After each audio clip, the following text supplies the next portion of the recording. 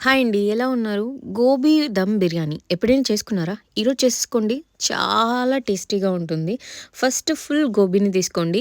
ఇందులో పసుపు, ఉప్పు, కారం, గరం మసాలా అండ్ బిర్యానీ మసాలా, కొంచెం చికెన్ మసాలా కూడా వేసుకొని మంచిగా కలుపుకొని అల్లం వెల్లుల్లి పేస్ట్, పెరుగు కూడా వేసుకోండి. ఏ బ్రౌన్ ఆనియన్స్ అవసరం లేదు. ఎక్కువ హంగామా, ఆర్భాటాలు ఏం అవసరం లేదు. చాలా సింపుల్‌గా చేసేసుకోవడమే. నేను చెప్పినవన్నీ వేసుకొని కరెక్ట్‌గా మ్యారినేట్ చేసుకొని పక్కన పెట్టేసేయండి. గోబీ తినని వాళ్ళు ఉంటారు కదా ఇంట్లో. వాళ్ళు కూడా చాలా బాగా తింటారనమాట. టేస్ట్ మాత్రం బిర్యానీకి ఏమాత్రం తీసిపోదు. నేను చెప్పినట్టే చేసుకోండి. చాలా బావుంటుంది. కొంచెం ఆయిల్ కూడా వేసి మ్యారినేట్ చేసుకోండి. అప్పుడు ముక్కలకి వేసిన మసాలాలన్నీ కూడా మంచిగా పడతాయి. ఇప్పుడు నేను ఇక్కడ రైస్ ప్రిపేర్ చేసుకుంటున్నాను. దీనికోసం ఫస్టే తాలింపు వేసేసుకోవాలి. ఒక 3 టేబుల్ స్పూన్ ఆయిల్ వేసుకొని, ఒక 2 టేబుల్ స్పూన్ నెయ్యి వేసుకోండి. బావుంటుంది. ఇందులో ఆవాలు అస్సలు వేయకండి.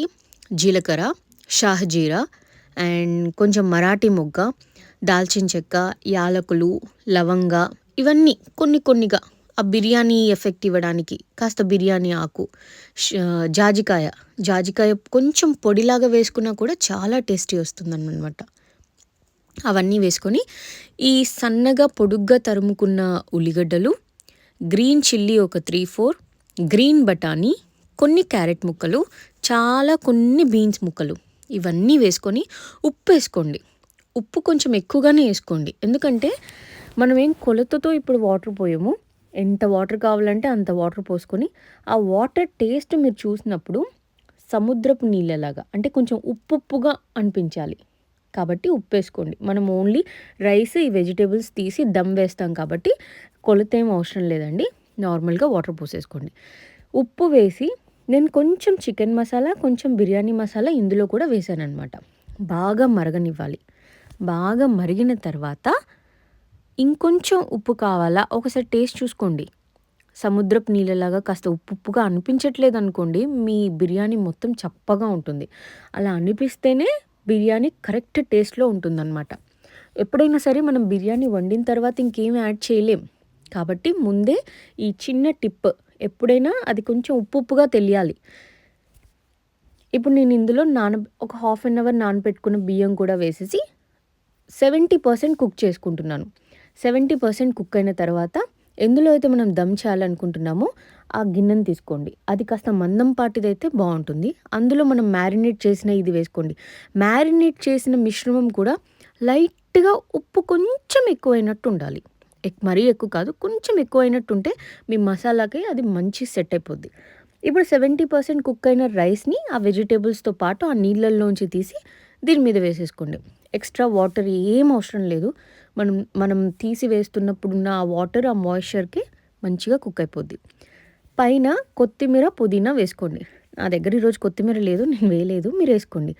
ఎటువంటి బ్రౌన్ ఆనియన్స్, ఫ్రైడ్ ఆనియన్స్ ఏం అవసరం లేదు.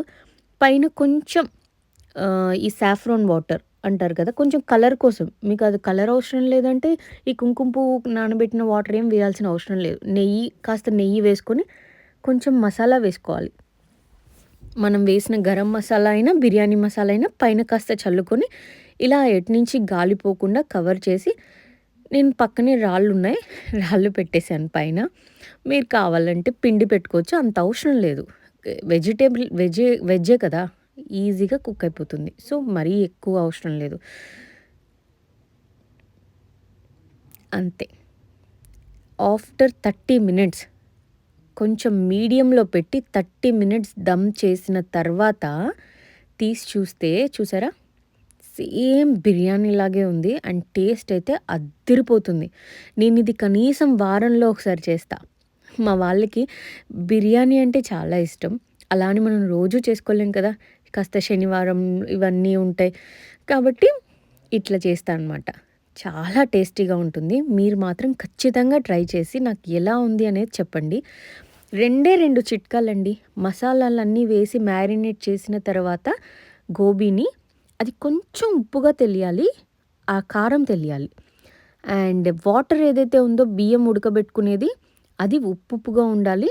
అందులోంచి మనం బియ్యం సెపరేట్ చేసి రైస్ సపరేట్ చేసి దమ్ వేసుకుంటాం కాబట్టి ప్రాబ్లం లేదు. ట్రై చేసి చూడండి, చాలా బావుంటుంది. మీరు కూడా సేమ్ ఇలానే ట్రై చేయండి. నచ్చితే మాత్రం ఖచ్చితంగా సబ్స్క్రైబ్ చేసుకోండి. Thank you.